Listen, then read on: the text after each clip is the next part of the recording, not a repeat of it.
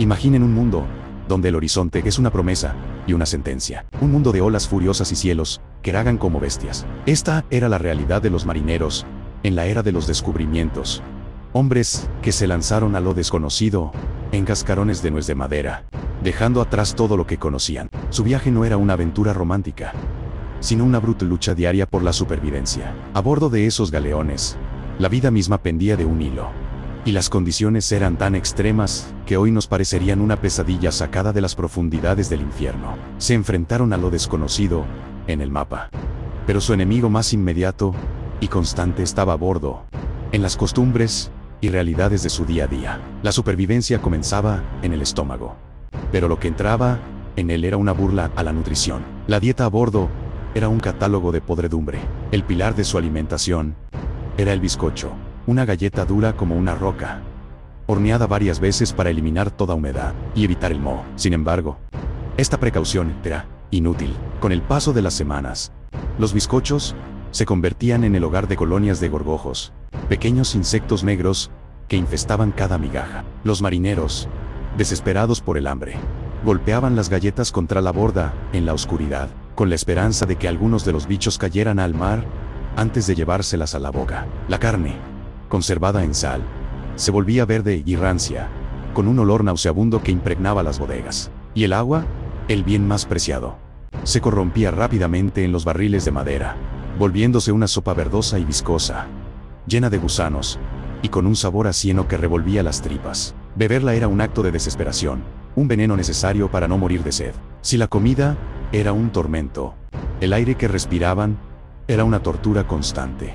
Las cubiertas inferiores, donde dormían hacinados decenas de hombres, eran un pozo de oscuridad y pestilencia. Imaginen el olor, una mezcla densa y asfixiante del sudor de cuerpos que no se habían lavado en meses, el aliento fétido causado por la mala nutrición y las encías sangrantes del escorbuto, el hedor de la orina y los excrementos que se acumulaban en las entinas, y el vaho rancio de la comida en descomposición. El aire era tan pesado que casi se podía masticar, un caldo de cultivo para enfermedades y desesperación. En este espacio confinado, sin ventilación, los marineros dormían sobre jergones sucios, compartiendo su lecho con ratas, cucarachas y piojos. La ropa, pegada al cuerpo por la mugre y la humedad salina, nunca se secaba del todo. Cada respiración era un recordatorio de la inmundicia que los rodeaba, un ataque invisible pero implacable que minaba su salud y su espíritu día tras día. El impacto de estas condiciones era devastador. La dieta putrefacta no solo no alimentaba, sino que envenenaba lentamente el cuerpo, preparando el terreno para el escorbuto y otras enfermedades carenciales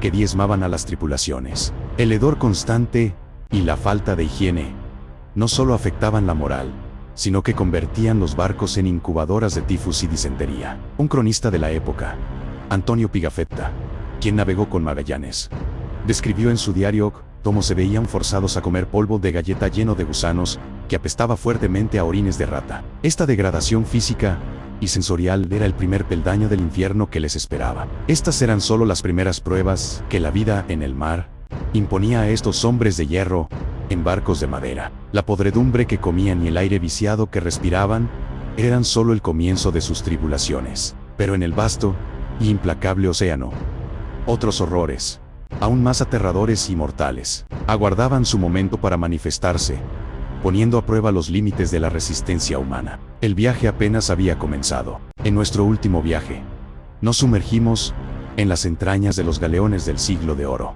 descubriendo las condiciones insalubres y la dieta miserable que definían la vida a bordo. Pero si pensabas que la suciedad y el hambre eran el fondo del abismo, te equivocabas. Hoy, nos adentramos en un círculo aún más profundo del infierno marino. Las enfermedades que consumían los cuerpos desde dentro y la furia implacable del océano que amenazaba con devorarlos. Desde fuera, prepárate, porque la verdadera pesadilla no ha hecho más que comenzar. Si la comida podrida y el agua estancada no te mataban lentamente, las enfermedades se encargarían de hacerlo de forma mucho más cruel y visible. A bordo de un galeón, no había escapatoria. El escorbuto, el fantasma que acechaba en cada travesía, se manifestaba con una brutalidad inusitada. Las encías de los marineros se hinchaban hasta volverse púrpuras, sangrando al menor contacto y aflojando los dientes hasta que caían, dejando bocas desdentadas y doloridas. Las llagas se abrían en la piel, supurando sin cesar, mientras un agotamiento profundo se apoderaba de sus cuerpos, convirtiendo a hombres fuertes en sombras frágiles. Junto a esta plaga, marchaban la disentería y las fiebres tifoideas, propagándose como un incendio en la cubierta abarrotada. Los hombres deliraban por la fiebre, sus cuerpos sacudidos por espasmos incontrolables, mientras otros se consumían por la deshidratación y el dolor abdominal. Los remedios de la época, basados en sangrías inútiles y pócimas ineficaces, no ofrecían consuelo, solo aceleraban lo inevitable. Los enfermos eran aislados, no por cuidado, sino por miedo al contagio, abandonados a su suerte en sus jergones húmedos, esperando una muerte solitaria lejos de todo lo que conocían. Cuando las plagas internas daban un respiro, la amenaza externa tomaba el relevo con una violencia sobrecogedora. La furia del océano era un monstruo impredecible. Sin previo aviso, el cielo se ennegrecía y el mar, antes en calma, se transformaba en una vorágine de olas colosales. Montañas de agua de más de 10 metros se estrellaban contra el casco de madera, haciendo crujir la estructura del galeón hasta sus cimientos. La cubierta se inundaba en segundos, arrastrando todo lo que no estuviera firmemente amarrado. En medio del caos, los marineros, empapados y ateridos de frío, luchaban en una danza desesperada contra la muerte. Aferrándose a cabos resbaladizos, trepaban por los mástiles azotados por vientos huracanados para recoger las velas. Un movimiento en falso significaba ser arrojado a las fauces del mar embravecido. El barco se inclinaba de manera tan violenta que parecía que iba a zozobrar en cualquier momento, sumergiendo a la tripulación en una oscuridad solo rota por el destello espectral de los relámpagos. En esos momentos, el hombre no era más que una mota insignificante, a merced de un poder natural tan inmenso como indiferente a su existencia. La debilidad física causada por el escorbuto y la disentería convertía la lucha contra una tormenta en una sentencia de muerte casi y segura. Un marinero desnutrido y febril no tenía la fuerza para aferrarse a una cuerda o para mantener el equilibrio en una cubierta inestable. Los diarios de a bordo de la época son testigos silenciosos de esta desesperación, narrando cómo las tormentas se llevaban a los hombres que la enfermedad ya había sentenciado, y cómo la pila de cadáveres a bordo crecía día tras día, un recordatorio constante de su doble condena. Así, atrapados entre el infierno que devoraba sus cuerpos desde dentro y la furia que amenazaba con aniquilarlos desde fuera, la supervivencia se convertía en un milagro improbable. El galeón, aunque maltratado, lograba salir de la tormenta, pero los rostros de los supervivientes ya no eran los mismos. Estaban marcados por el sufrimiento, la fatiga y el horror. Sin embargo, su calvario no había terminado. Pronto descubrirían que, más allá de la enfermedad y el clima, existían otros horrores confinados en el reducido espacio del barco, las plagas y los conflictos que harían de la convivencia una tortura más. En el capítulo anterior, exploramos las amenazas externas que acechaban a los marinos de antaño, las devastadoras enfermedades y la furia implacable del océano. Sin embargo, el verdadero horror no siempre llegaba desde el horizonte. A menudo, las peores adversidades se gestaban en las propias entrañas del barco, en un mundo claustrofóbico y opresivo. Hoy nos adentraremos en ese infierno flotante, al descubrir cómo la falta de espacio, la suciedad generalizada y las plagas constantes convertían la vida a bordo en una lucha diaria por la supervivencia. El mar podía ser un enemigo formidable, pero el propio navío se transformaba en una prisión de miseria y desesperación. La vida en alta mar era una prueba constante de resistencia, no solo contra los elementos, sino contra el propio entorno inmediato. El quinto gran suplicio era la absoluta falta de espacio y la suciedad que lo impregnaba todo. Los barcos, diseñados para maximizar la carga y la tripulación, sacrificaban cualquier noción de comodidad. Los marineros se hacinaban en cubiertas inferiores y camarotes minúsculos, espacios oscuros y mal ventilados, donde el aire viciado se cargaba con el olor a sudor, humedad y desesperanza. Dormían amontonados, cuerpo contra cuerpo, sin un ápice de privacidad. La humedad constante hacía que el moho floreciera en las paredes de madera, y las pertenencias personales se mezclaban con el fango y los desechos en un desorden perpetuo. Moverse por estos espacios requería un esfuerzo constante, un contorsionismo agotador entre cuerpos y bultos. El impacto psicológico de vivir en un estado de hacinamiento perpetuo era brutal, erosionando la moral y exacerbando las tensiones. La falta de higiene básica no era una elección, sino una condición inevitable que desgastaba el cuerpo y el espíritu, dejando a los hombres con una sensación de agotamiento y resignación. Si el hacinamiento y la suciedad no fueran suficientes, el sexto tormento llegaba en forma de compañeros de viaje indeseados. Los roedores y los parásitos. Las bodegas y recovecos del barco eran el hogar de incontables ratas, criaturas que no solo devoraban las valiosas provisiones, sino que también roían la madera estructural de la nave, comprometiendo su integridad. Por las noches, su correteo incesante por las cuerdas y entre los barriles era la banda sonora de la miseria. Los marineros, en un intento inútil por controlar la plaga, las cazaban con palos o cualquier objeto a su alcance, pero siempre eran superados en número. Pero el horror no se limitaba a los roedores. El cuerpo de cada hombre era un ecosistema para piojos, pulgas y otros parásitos. El picor era una tortura constante, una distracción enloquecedora que hacía imposible el descanso. Ver a los hombres rascándose frenéticamente, con la piel irritada y llena de marcas, era una estampa común que reflejaba la degradación de sus condiciones de vida. Estos parásitos no solo eran una fuente de incomodidad insoportable, sino también vectores de enfermedades, añadiendo otra capa de peligro a un entorno ya de por sí letal. Estas dos adversidades estaban intrínsecamente conectadas, creando un círculo vicioso de insalubridad. La falta de espacio y la acumulación de suciedad proporcionaban el caldo de cultivo perfecto para que las ratas y los parásitos prosperaran. Un barco sucio era un paraíso para las plagas, y las plagas, a su vez, contribuían a la suciedad y a la propagación de enfermedades. Esta simbiosis infernal degradaba la condición humana hasta límites insospechados, despojando a los marineros de su dignidad y convirtiéndolos en meros supervivientes de un ecosistema hostil. Así, el barco, que debía ser un refugio en la inmensidad del océano, se convertía en una prisión superpoblada e insalubre, una trampa flotante donde la miseria era omnipresente. Pero la pesadilla no terminaba aquí. En nuestro próximo capítulo, exploraremos las brutales formas de disciplina impuestas a bordo y el inevitable deterioro estructural del propio navío. Dos factores que llevaban la supervivencia al límite más extremo. En el vídeo anterior, exploramos las condiciones insalubres y el hacinamiento extremo que definían la vida en un barco durante la era de la vela. Hoy, nos adentraremos en dos de los pilares más fundamentales, a la vez, más precarios de la existencia en alta mar: el desafío diario de alimentarse y la lucha constante por descansar. Estos no eran solo problemas logísticos, sino también un reflejo brutal de la rígida jerarquía que gobernaba cada rincón del navío, donde la diferencia entre la supervivencia y el sufrimiento estaba marcada por el rango. Continuamos nuestro descenso a las costumbres más desagradables de la vida marina, explorando la séptima en nuestra lista: la ración desigual. Para la gran mayoría de la tripulación, la comida era una monótona prueba de resistencia. El menú diario consistía en galleta de mar, una especie de pan duro y sin levadura, tan denso que a menudo había que golpearlo contra algo sólido o remojarlo para poder masticarlo.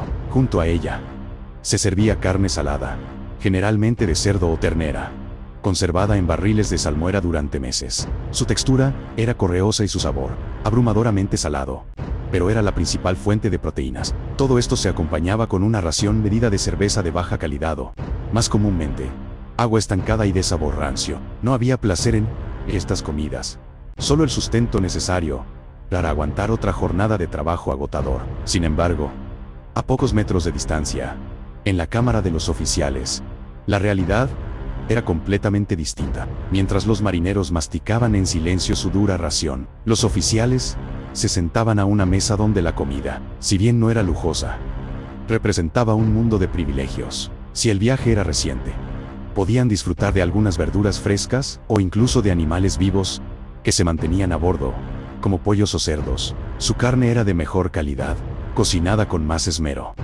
y en lugar de cerveza aguada, bebían vino. Esta disparidad no era un secreto, era una demostración diaria y palpable del abismo que separaba a los hombres que daban las órdenes de aquellos que las ejecutaban, acentuando el resentimiento y la sensación de injusticia en el corazón de la tripulación. La octava costumbre nos lleva a la noche, o lo que pasaba por ella: el sueño fragmentado. No existía el concepto de un descanso reparador y continuo. Los marineros dormían en hamacas soliteras estrechas, apretujados en espacios mal ventilados y sucios, balanceándose sin cesar con el vaivén del barco.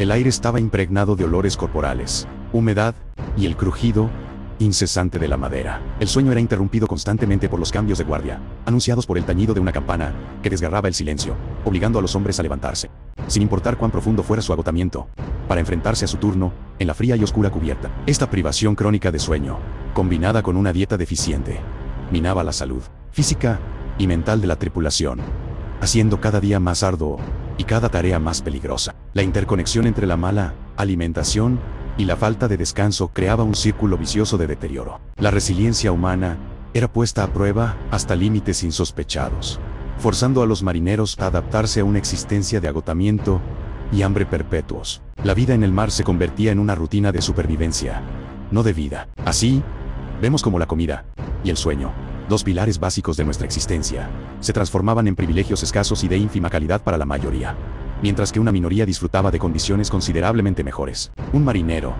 demacrado por el cansancio, termina su magra ración con la mirada perdida en el horizonte, mientras la figura de un oficial se retira de su mesa con aire satisfecho. En nuestro próximo y último video, abordaremos los horrores finales, la tortura psicológica, la pérdida total de la esperanza y la omnipresencia de la muerte que acechaba en cada ola. En nuestros capítulos anteriores, hemos navegado por las aguas más oscuras de la vida en alta mar, explorando las insoportables condiciones físicas, la putrefacción de los alimentos y las crueles jerarquías que regían la vida a bordo. Pero más allá del dolor del cuerpo, existía un abismo aún más profundo, uno que no dejaba cicatrices visibles. Hoy, en el capítulo final de nuestra serie, nos adentramos en los enemigos invisibles, el tormento mental que erosionaba la cordura, la desesperación que se apoderaba de cada rincón del barco, y la sombra ineludible de la muerte, siempre presente, siempre esperando. Llegamos así a la novena costumbre más desagradable, la tortura psicológica y la locura del mar.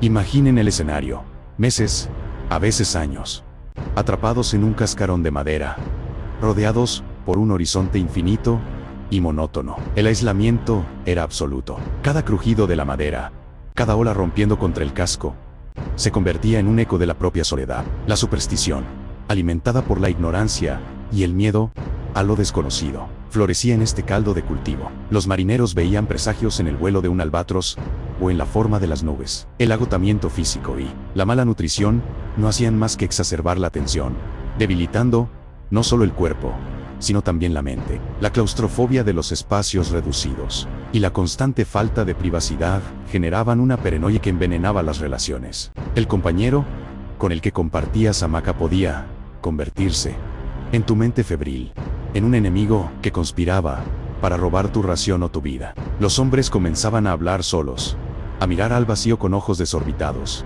perdidos en alucinaciones de tierras prometidas o de seres queridos que jamás volverían a ver. La cordura se deshilachaba lentamente, hebra por hebra, hasta que la delgada línea que separa la razón de la locura se desvanecía por completo en la inmensidad del océano. Y con la locura de la mano llegaba la décima y última costumbre, la compañera silenciosa, la muerte en alta mar. La muerte no era un evento extraordinario, sino una rutina macabra, una parte normalizada del viaje. El escorbuto, con sus encías sangrantes y sus articulaciones hinchadas, reclamaba vidas lentamente. Las fiebres, propagadas en los espacios cerrados y sin ventilación, consumían a los hombres en cuestión de días. Los accidentes eran moneda corriente, una caída desde lo alto de un mástil durante una tormenta, un golpe de una polea suelta, o simplemente ser arrastrado por una ola traicionera. La vida a bordo era tan barata como precaria. Cuando un marinero sucumbía, no había tiempo para grandes lamentos.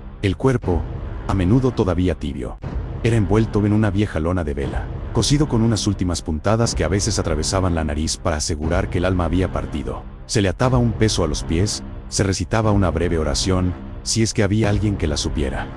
Y con un empujón resignado, el cadáver era entregado al abrazo frío indiferente del mar. El chapoteo del cuerpo al golpear el agua era el único requiem. Una hamaca quedaba vacía, una ración se repartía, y el barco seguía su rumbo, dejando atrás otra vida anónima tragada por el abismo. Esta constante proximidad de la muerte, combinada con la degradación psicológica, creaba un círculo vicioso de desesperanza. Era la culminación de todas las penurias, el punto donde el espíritu humano se enfrentaba a su propia fragilidad. La línea entre la fortaleza, que te mantenía vivo, y la rendición que te llevaba a la tumba, era increíblemente delgada, una prueba de resistencia que muchos, demasiados, no lograron superar. Así, llegamos al final de nuestro viaje. Hemos visto que el barco no era solo un medio de transporte, sino un microcosmos brutal, un contenedor de destinos, donde la vida y la muerte danzaban de la manera más cruda. Estas han sido las costumbres más desagradables de la vida en el mar, un recordatorio sombrío de los sacrificios olvidados sobre los que se construyó la historia de la navegación. La próxima vez que miren al horizonte marino, recuerden las innumerables almas que yacen bajo su superficie, perdidas para siempre en el silencio del océano.